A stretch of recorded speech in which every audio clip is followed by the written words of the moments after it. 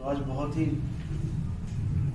भागों वाला दिन है यहाँ का, लाडवा में जो सत्संग हो रहा है परमात्मा का, क्योंकि बहुत पुराने संस्कार हों, बहुत बड़े संस्कार जब जागते हैं तब किसी जीव को सत्संग प्राप्त होता है। क्योंकि जन्मों जन्मों से हम लोग भटक रहे हैं सत्य को पाने के लिए। पता नहीं कितनी बार जन्म ले लिया, कितनी बार मर लिए, फिर जन्म ले लिए, फिर मर लिए, लेकिन आज तक हमारी मुक्ति नहीं हुई। इसका प्रमाण यही है कि आज भी हम लोग यहीं बैठे हुए हैं इसी दुनिया में, जबकि ये दुनिया कब से बनी हुई है। इसी जन्म मरण के चक्कर को खत्म करने के लिए हमें इंसान का जन्म मिलता है। केवल भोग विलास के लिए नहीं मिलता है कि हम खाया पिया और शादियां करी, बच्चे पैदा किए और मर गए। ये काम तो जानवर भी कर लेते हैं, इंसानी चोले की जरूरत नहीं है। इंसानी चोले का एक ही मकसद है, परमात्मा की प्राप्ति, अपने आत्म स्वरूप की प्राप्ति। इसके अलावा अगर कोई भी और कोई मकसद बना के बैठा है तो वो केवल भ्रम में जी रहा है। दुनिया में जीने के लिए पैसा भी चाहिए, मकान भी चाहिए, दुकान भी चाहिए, सब कुछ चाहिए, लेकिन केवल जीने के लिए, जीने अपना जीवन आसान करने के लिए कि हम अपने जीवन को जिए भी और परमात्मा को प्राप्त भी करें। लेकिन अगर कोई ये सोचे कि केवल मकान दुकान और ये सब पैसा इकट्ठा करके मेरा जीवन सफल हो जाएगा, मैं इस दुनिया में आया इसीलिए हूँ, तो ये उसका बहुत बड़ा भ्रम है, बहुत बड़ा ज्ञान है। जैसे पेट्रोल केवल गाड़ी को चलाने के लिए काम आता है, अब हम पेट्रोल से अपना घर भर लें, टैंकर के टैंकर भरते चले जाएं, गाड़ के रख लें जमीन में पेट्रोल को और बाइक चलाए ना, कार चलाए ना, उस पेट्रोल का कोई मतलब ही नहीं बनता। पेट्रोल रूपी पैसा और गाड़ी रूपी भक्ति आपकी। अगर पेट्रोल से आप सफर करोगे उसी पेट्रोल से तो कहीं के कहीं निकल जाओगे, लेकिन वही पेट्रोल केवल आपने दबा के रख लिया अपने पास और गाड़ी चली नहीं तो कोई फायदा नहीं उसका। तो भक्ति रूपी जो गाड़ी है हमने चलानी है, रोज हमने भक्ति करनी है। पैसा मालिक देगा, अपने आप देगा, काम करोगे पैसा आएगा। खाना खा के भोजन करके भजन करना है, धीरे धीरे धीरे अपनी मंजिल की तरफ बढ़ते जाना है। केवल पैसा ही इकट्ठा नहीं करना, क्योंकि 60-70% लोग हमेशा यही बात करते हैं कि मेरा काम नहीं चल रहा है, मेरा धंधा नहीं चल रहा है, पैसा नहीं आ रहा है। याद रखो, इतना पैसा आ रहा है कि आप जीवित हो, और इतना बहुत है, इतना बहुत है कि तुम्हारे काम निकल रहे हैं, तुम्हारे घर का कोई काम नहीं रुक रहा है। तो कबीर साहब ने भी यही बोला है कि साहिब इतना दीजिए जामे कुटुंब समाए, और मैं भी भूखा ना रहूं साधु भूखा ना जाए। एक पल का भरोसा नहीं है यहाँ पे, कब किसके साथ क्या हो जाए। करोड़पति जो सोच के बैठा है कि मैंने तो इतना कमा लिया कि मेरा बुढ़ापा आराम से निकल जाएगा, उसको बुढ़ापा आने ही नहीं देता काल भगवान, वो जवानी में ले जाएगा उसको। हॉस्पिटल जाके देखो कैसे जवान, कैसे बूढ़े और बच्चे बिना समय के जा रहे हैं। ये हमें केवल मन डराता है अंदर से कि तेरा क्या होगा, तेरा क्या होगा, तेरा एक पल का भरोसा नहीं है क्या होगा। लेकिन हमें भविष्य की चिंता करवा करवा के भजन से दूर करता है और दुनिया में हमारा दिमाग घुमाता है, हमारी सोच को भटकाता है। बस आपने यही विचार करना है। मैं कहता हूं एक दिन लेके चलो अपने जीवन का कि आज का दिन मैंने कैसे गुजारना। अगर आपने एक दिन सुधार लिया अपना आज का दिन, तो भाई रोज ही आ जाता है। और अगर कल की चिंता करोगे तो कल कभी नहीं आता है, कल कभी नहीं आएगा। कल तो हमेशा सोचते रह जाओगे कि कल क्या होगा क्या होगा। आज की चिंता करो कि आज सुबह मैंने क्या करना है, आज दोपहर को मैंने क्या करना है, आज शाम को मैंने क्या करना है, भजन कब करना है, बंदगी कब करनी है। केवल एक दिन सुधार लो आज का, सारी उम्र सुधर जाएगी, सारा जीवन सुधर जाएगा। अब करना क्या है, सबसे पहले तो हमें यह पता होना चाहिए कि हमें करना क्या है। हम भक्ति करें तो कैसे करें।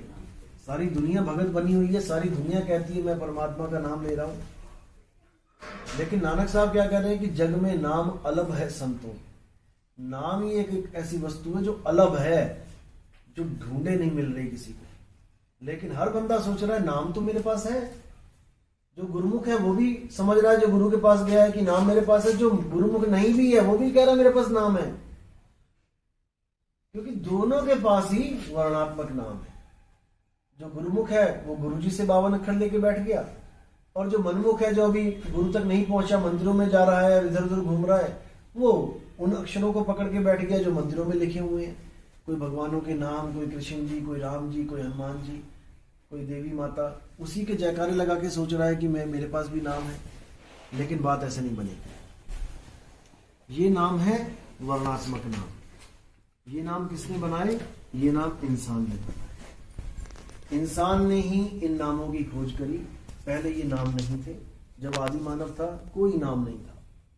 जानवरों की तरह खाता था, जानवरों की तरह पीता था, जानवरों की तरह शिकार करता था। धीरे धीरे धीरे सोची आई, धीरे धीरे आग की खोज करी।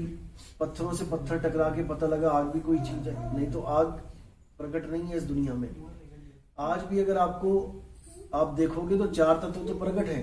आसमान प्रकट है, वायु प्रकट है, धरती और पानी प्रकट है। आज भी आपको केवल आग ढूंढनी पड़ती है। अरे माचिस कहाँ है, अरे लाइटर कहाँ है, क्योंकि वो जुगती से ही जलती है।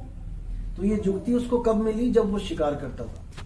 जब वो शिकार करता था, दिन में पत्थर मार के फेंकता था तो दिन में आग नहीं दिखाई देती। रात में पत्थर फेंका, पत्थर से पत्थर टकराया, आग निकली, एकदम खोज शुरू हुई कि ये क्या चमका भाई। अब लगा पत्थर पे पत्थर मारने। अब पता लग गया कि पत्थर से पत्थर जब टकराता है तो ये चीज प्रकट होती है। अब लगा आग की खोज करने। वहीं से युग पलट गया। वहीं से एकदम वैज्ञानिक युग आ गया। अब उसको समझ में आ गया आग एक बहुत बड़ा हथियार है।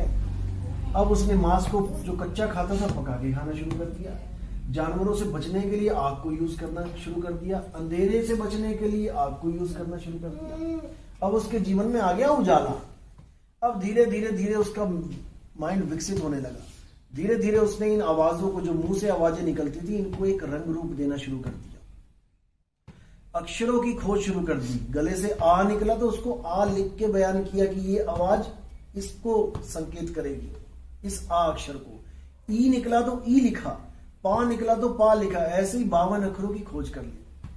52 अक्षरों की खोज करके सारे संसार में जो कुछ भी दिखाई देता था उसका नाम रखना शुरू कर दिया। पहले शेर को देखता था तो चित्र बनाता था शेर जैसा, ताकि बाकियों को पता लग जाए कि इस एरिया में शेर है। किसी पहाड़ पे, किसी चट्टान पे चित्र बना दिया। धीरे धीरे धीरे पढ़ना सिखा दिया कि शेर, जब भी मैं शेर ऐसी आवाज अपने मुंह से निकालूं तो समझ जाना मैं इसकी बात कर रहा हूं। धीरे धीरे जो चित्र थे वो शब्दों में बदलने लग गए। आज भी वही काम बच्चों को करवाया जाता है। आज स्कूल में जाते हैं बच्चे तो वही पढ़ते हैं शेर, और साथ ही में उसका चित्र भी रखा होता है। अगर चित्र ना रखा जाए और बच्चा केवल बोलता रहे तो वो पहचान नहीं पाएगा कि मुझे बुलवाया किसके बारे में जा रहा है। इसलिए उनकी किताबों में, ABCD वाली किताबों में देखो, A फॉर एप्पल, साथ में एप्पल का चित्र भी है। पहचानो भी कि मैं बोला क्या हूं, इस आवाज का मतलब क्या है।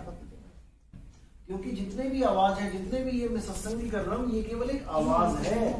इन आवाजों को आपको समझने में एक पल नहीं लग रहा, क्योंकि आपको पढ़ा दिया गया है कि मैं क्या बोलूंगा और क्या समझना है आपने। यही आवाज अगर एक चाइनीज सुने आगे, जिसको हिंदी नहीं आती, उसको केवल मेरी आवाज ही सुनाई देगी, समझ में उसके कुछ नहीं आने वाला। एक चाइनीज आगे अपनी भाषा बोलने लग जाएगा, तुम्हें एक अक्षर पल्ले नहीं पड़ेगा कि ये बोल क्या रहा है, लेकिन आवाज सुनेगी पूरी की पूरी। अब उस आवाज को उन्होंने क्या अक्षर दिए हैं चाइना वालों ने, ये आपको नहीं पता, इसलिए आपको समझ में नहीं आता। अब वो भाषा केवल चाइना वाले ही समझ सकते हैं, और उतनी तेजी से समझ सकते हैं जितनी तेजी से आप मेरी भाषा समझ रहे हो। ये सारा भाषाओं का खेल है, ये सारा अक्षरों का खेल है। उनके अक्षर अलग हैं, हमारे अक्षर अलग हैं, लेकिन निकल इसी मुंह से रहे, निकल होठ कंठ जीभ से ही रहे। ये 52 अक्षरों में आ जाते हैं। तो इसलिए साहिब ने बोला 52 अक्षर जीव आधारा, और आदि अक्षर जीव्या से न्यारा। वाही को सत सिमरण कहिए, सिमर सिमर नर उतरो पारा। सारी दुनिया उन अक्षरों का जाप कर रही है, उन अक्षरों का भजन कर रही है, उन अक्षरों की बंदगी कर रही है जो बोलने में आते हैं, जिनको इंसान ने खुद बनाया। सतपुरुष अकाल मूरत शब्द स्वरूपी राम कहाँ से निकल रहे हैं? ये मुंह से निकल रहे हैं। ओम कलियम हरियम शरियम सोहम सत्यम मुंह से निकल रहे हैं। ज्योत निरंजन ओंकार आरंकार सोहम सतना मुंह से निकल रहे हैं। ओम तत्सत मुंह से निकल रहा है। सारी दुनिया के नाम मुख से निकल रहे हैं। तो साहिब ने कहा जहां लग बाणी मुख पर गासा, तहां लग काल करे सब ग्रासा। जो भी आप नाम पकड़ के बैठ गए, आपको काल पकड़ लेगा, क्योंकि आप उस शब्द को नहीं जान पा रहे हो जो बोलने लिखने पढ़ने से परे है, जिसके लिए बोला होठ कंठ लागे नहीं, जीव्या नहीं उच्चार, गुप्त वस्तु जो लख है सो है हंस हमार। उस गुप्त वस्तु का लखाव करना है, ना कि किसी मंत्रों को जपना है। तंत्र मंत्र सब झूठ है, इनमें न उलझे कोई, पर सार शब्द जाने बिना कागा हंस ना। जब तक सार शब्द की बात आप नहीं समझोगे, जब तक हंस नहीं बन सकते, कागा ही रहोगे। क्योंकि हंस बनने की विधि केवल सार शब्द को प्राप्त करना ही हंस बनने की विधि है, इसके अलावा कुछ नहीं। कपड़े धोने साबुन लगाना ही पड़ेगा, पानी से कपड़े साफ नहीं होते। पानी से गीले हो जाते हैं, मैल ढीली पड़ जाती है, लेकिन कहो साफ हो जाए वो तो बिना साबुन के साफ नहीं तो साबुन की कोई जरूरत ही नहीं। तो इसीलिए कबीर साहब कह रहे हैं कि उस वस्तु को खोजना है। लोग वस्तु के नाम के पीछे पड़ गए हैं। एक वस्तु के नाम बहुत लीजिए वस्तु पहचान, पक्षपात मत कीजिए जो मन माने मान। उस वस्तु को जान लो, उसके बाद जो मन कहे उसको बोल दो, कोई दिक्कत नहीं है। कोई कहे जय श्री राम, ठीक है जय श्री राम, लेकिन उसको राम को जानना पड़ेगा। कोई कहे जय श्री कृष्ण, ठीक है जय श्री कृष्ण, लेकिन कृष्ण को जानना पड़ेगा। कृष्ण और राम शरीर नहीं है। गीता में साहब बोला, हे अर्जुन तू और मैं शरीर नहीं है। ये राजा महाराजा तो दिखाई दे रहे हैं, ये भी शरीर नहीं है। ऐसा कोई समय नहीं था जब ये राजा महाराजा नहीं थे, और ऐसा कोई समय नहीं आएगा जब ये राजा महाराजा नहीं होंगे। तुम और हम केवल इनके शरीरों का नाश कर सकते हैं। हे अर्जुन, आत्मा अविनाशी है। आत्मा को कोई शस्त्र काट नहीं सकता, पानी भिगो नहीं सकता, हवा सुखा नहीं सकती, अग्नि जला नहीं सकती। इसलिए अगर इस दुनिया में कोई पूजनीय योग्य है तो वो केवल आत्मा है। जो भी लोग 3 गुणों से नीचे की भक्ति करते हैं वो निपट मूर्ख हैं, मूढ़ हैं और राक्षसी प्रवृत्ति को प्राप्त कर बैठे हैं। लेकिन जो भी आदमी आत्मज्ञान को समझ लेता है, आत्मा में निष्ठ हो जाता है, आत्मा में स्थिर हो जाता है, वो तीनों गुणों को पार कर लेता है। तो आत्मा में जो भी स्थिर हो जाता है, हे अर्जुन, उसको किसी अन्य जीव पर आधारित रहने की आवश्यकता भी नहीं रहती है। वो अपने आप में स्थिर हो जाता है।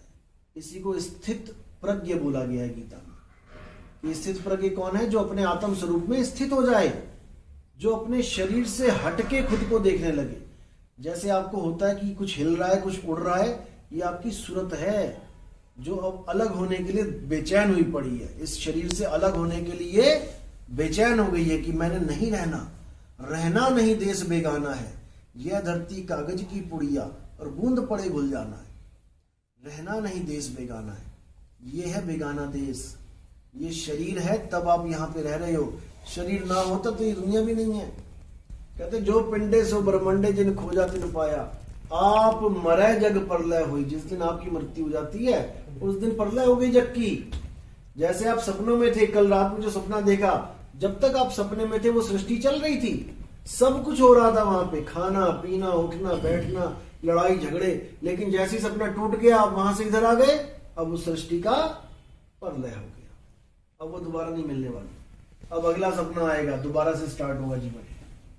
तो ऐसे ही ये जीवन ऐसे ही चलता रहेगा जब तक आप अपने असली स्वरूप को नहीं पहचानो। असली स्वरूप को पहचानने के लिए क्या बोला है गीता में? अध्याय 4 और श्लोक 34 कि हे अर्जुन, अगर तुम सच में सत्य को प्राप्त करना चाहते हो, तुम ऐसे गुरु की शरण में जाओ जो अपने सत्य स्वरूप को जानता है, जो अपनी आत्म तत्व को जानता है, जो अपने आप को शरीर से भिन्न समझता है। जो अपने आप को शरीर से भिन्न समझता है वो आपको भी शरीर से भिन्न की अवस्था बता सकता है। जिसको सुनने मात्र से आपके अंदर एक वेग, आपके अंदर एक लालसा पैदा होती है कि मैं भी उस चीज को प्राप्त करूं जो मेरा असल स्वरूप है। इस स्वरूप को तो आप सुबह से शाम तक देख रहे हो, बचपन से बुढ़ापे तक देख रहे हो। इस स्वरूप से ही तो आपको मुक्ति चाहिए। मुक्ति का मतलब होता है कि मैं अब दोबारा देह में ना आऊं। तो देह तो ये भी है, उस देह में ना आने से पहले आपको इस देह से मोह भंग करना पड़ेगा कि मैं इसमें भी नहीं रहना चाहता। हे मेरे मालिक, इससे भी परे करो, मुझे मेरा असली स्वरूप बता दो कि मैं क्या हूं।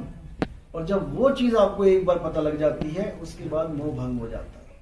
फिर आप 24 घंटे बस एक ही लगन में रहते हो कि बस निकलें यहां से।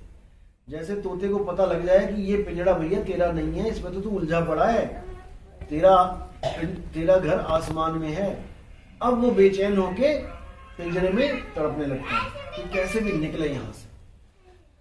तो यही चीज कबीर साहब बताते हैं कि कहां से आया और कहां जाएगा, खबर करो अपने तन की। तोते को समझा रहे हैं कि तू आया कहां से इस पिंजड़े में और तू निकल के जाएगा कहां, खबर कर ले इसकी। अगर नहीं खबर कर पाया तो आगे 184 जून भरी पड़ी।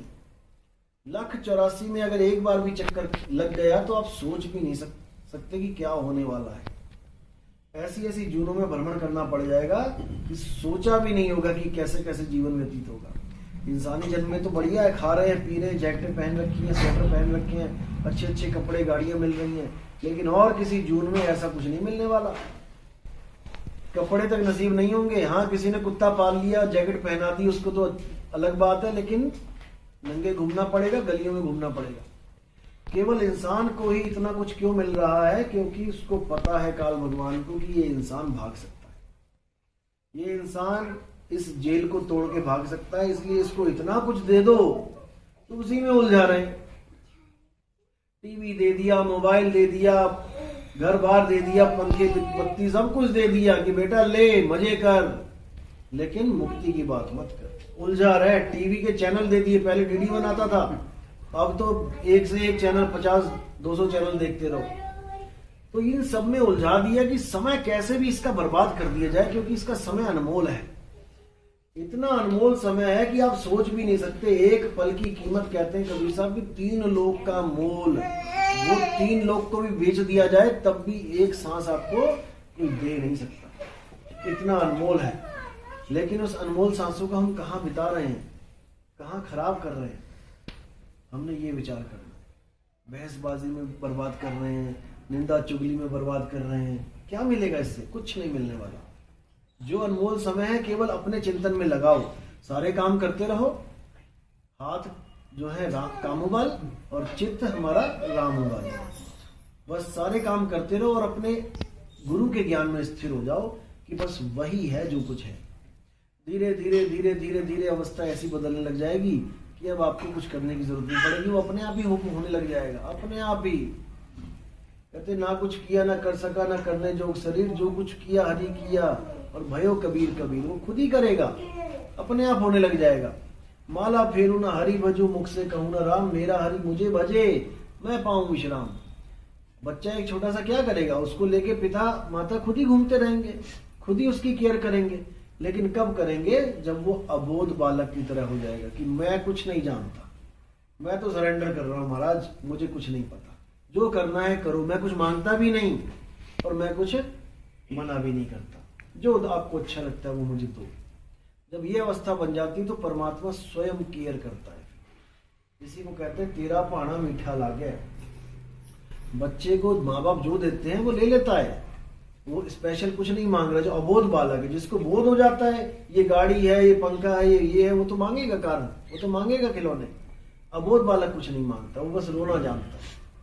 माता पिता अपने आप ही समझ जाते हैं कि उसको क्या देना है। ठीक है, रोना भी केवल परमात्मा के लिए, परमात्मा से परमात्मा को ही मांगना है और कुछ नहीं मांगना है। जब उसी को मांग लिया तो सब कुछ मिल गया।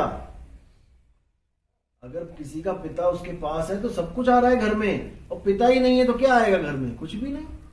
इसलिए पिता को मांगो, वो सब कुछ मांगे, सब कुछ देगा वो। जो जो मांगो ठाकुर अपने से सोई सोई देवे, लेकिन क्या मांगो? केवल तेरा पाना मीठा लागे, इसके अलावा कुछ नहीं। इसके अलावा अगर कुछ मांगोगे तो क्या पता गलत मांग लोगे। एक छोटा सा बच्चा है 14 साल का, वो अपने पापा से कार मांग रहा है, पापा करोड़पति है, दे सकता है, लेकिन वो कार देना उसके लिए मुसीबत हो जाएगी, पता नहीं कहाँ एक्सीडेंट करवा दे, छोटा सा बच्चा है। तो पिता हमेशा देखता है कि बच्चे को कब क्या देना है। बच्चा तो अबोध है, उसको नहीं पता कि क्या लेना है क्या नहीं, वो तो हमारे जैसे मांगते रहते हैं खड़े होकर दरबार में, कुछ नहीं मांगते। उसको हर चीज का पता है कि क्या देना है क्या नहीं देना। तो होता क्या है, इस शरीर से निकलने के लिए 9 दरवाजे हैं। अगर हमने कुछ मांगना है तो हमने यही मांगना है कि मालिक हमारी बाह पकड़ लो बस। यही धर्मदास जी कहते हैं कि मेरे सतगुरु पकड़ी बाह, नहीं तो मैं बह जाता। बह जाता कोई नाले में थोड़ी नहीं बह जाना है, कोई नदी में थोड़ी नहीं बहना है। ये 9 द्वारें हैं आपकी, 2 आंखें, 2 कान, 2 नाक के छेद, मुंह का छेद, लिंग गुदा का छेद, इसी में से सारा संसार में निकलना है, इसी में से निकलेंगे सारे के सारे, और इसी में आनंद ले रहे हैं सारे के सारे। जो जहां का आनंद लेने के लिए बैठा हुआ है, जिसकी सूरत जिस दरवाजे पे ज्यादा अटकी पड़ी है, उसी दरवाजे से वो निकलेगा, क्योंकि इन दरवाजों में भी रस है। वो निंदा चुगली का लेके बैठा है ठेका, वो कानों के रस में उलझा पड़ा है, उसको निंदा चुगली इतनी पसंद आती है कि वो पूरा दिन सुन सकता है।